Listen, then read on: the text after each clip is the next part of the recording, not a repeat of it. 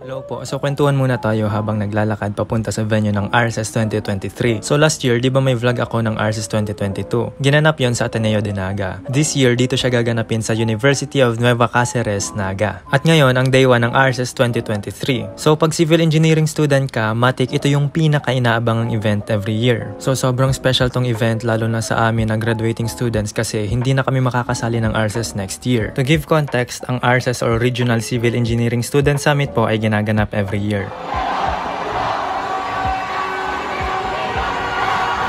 Sa event na to, meron ng iba't ibang sports, academic events, special events, laro ng lahi at iba pa. Tapos, kumbaga ito na rin ang General Assembly ng mga civil engineering students galing sa iba't ibang universities ng Bicol. Anyway, nag-start na palang parade.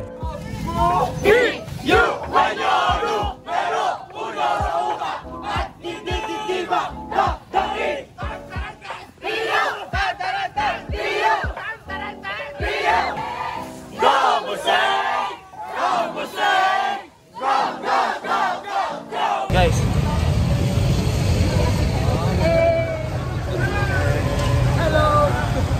dito guys, di ko na napansin pero naka-slow mo pala yung camera ko. So tingnan nyo tong mga clips na to.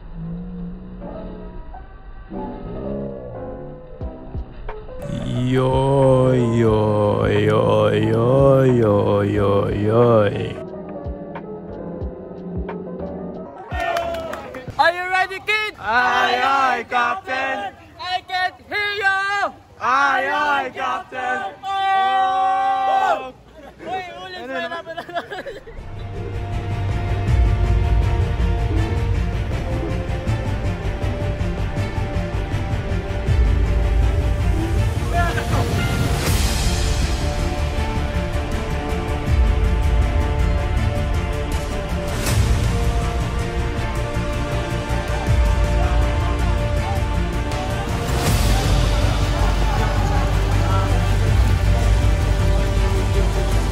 So ito guys, may special guests pala tayo nakasama, si Ate Hailey at si Kuya Sean na ngayon ay registered civil engineer na. Mga officers namin sila last year.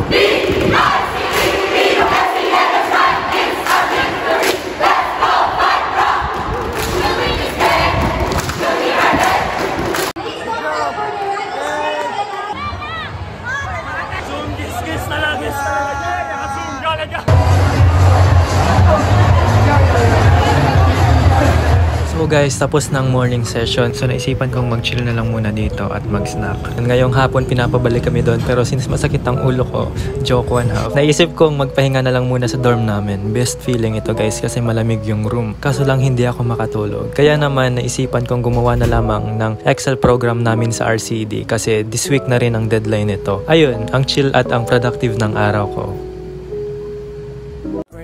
That frown on your face got me hurting. Ngayon po ang official start ng mga events. Pupunta natin ng iba't ibang kaganapan, pero hindi ko naman maipapakita lahat ng pangyari kasi limited lang ang time natin dito sa vlog.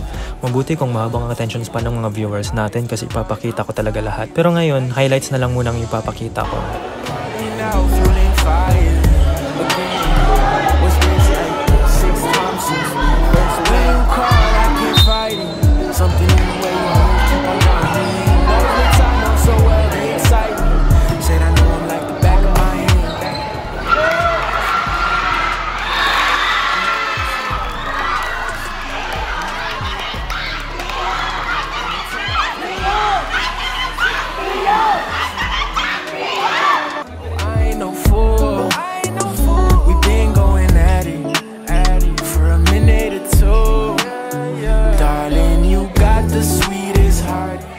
Hi sir!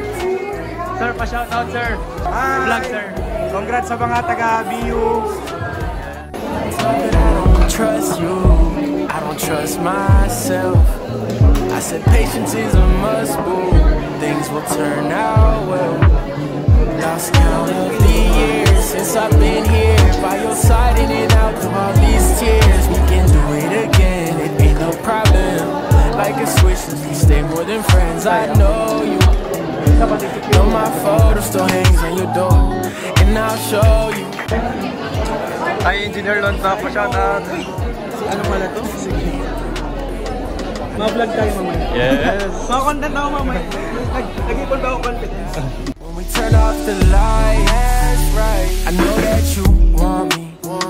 Oh, I ain't no fool. We've been going at it for a minute or two. Yeah.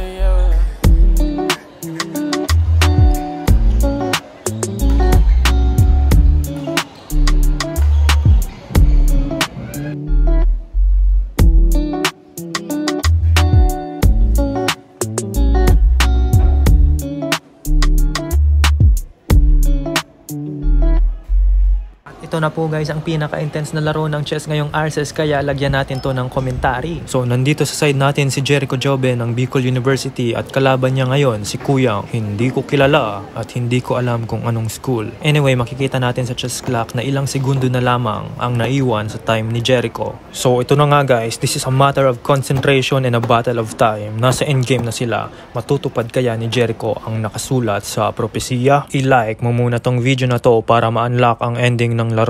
Huwag mong escape ang video, bawal mandaya Anyways, nagbabalik tayo dito sa lumalagablab na laro. Lumalagablab kasi mainit na dito sa room. Wala kasing aircon.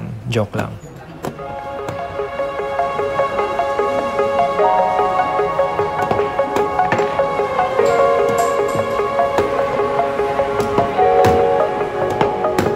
So ayun, panalo si Jericho. Nice one, Jack. So dito naman tayo sa concrete solution. Sa contest na to, need nilang magmekos-mekos para makagawa ng konkreto. Makikita natin na ina-unbox nila ang semento. Mamaya kasi sa subject yan sa universal testing machine. At patibayan sila ng semento dito guys.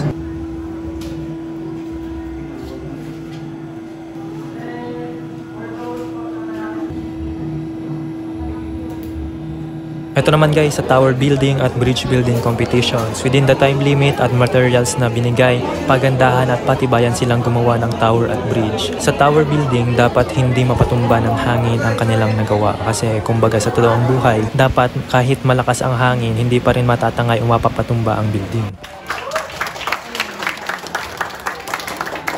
Sa bridge building naman, makikita natin sa testing na nilalagyan ng pabigat ang bridge. So patibayan dito guys ng nagawang bridge kung ilang pounds ang kaya nitong ma-support. At ngayon ay nagsisimula na ang cultural events at mamaya ay meron na din ang pinaka-inaabangang Battle of the Bands. So upo muna tayo dito at manood tayo.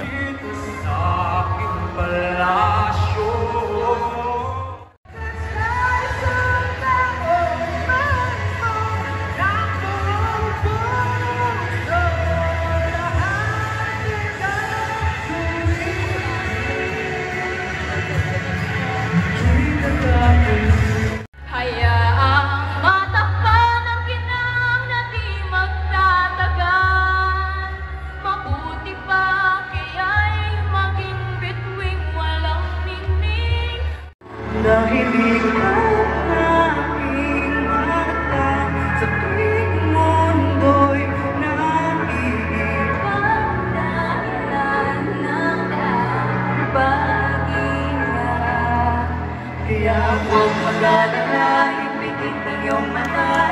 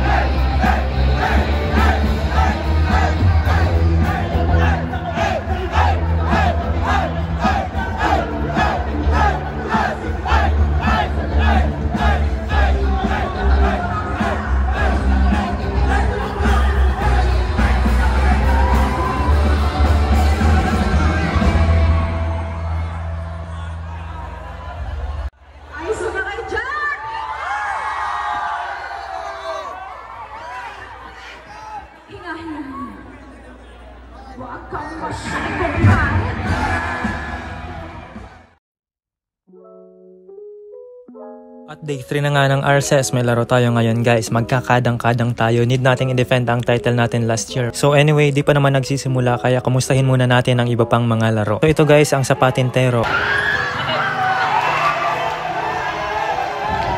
Oh ayan, nag-aaway-away na.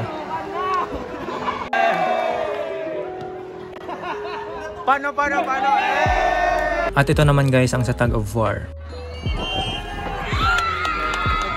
At ito din pala yung sa dodgeball.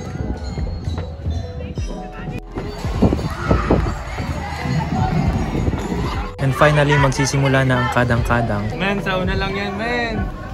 Sauna lang yan! Hey! Go, Miska!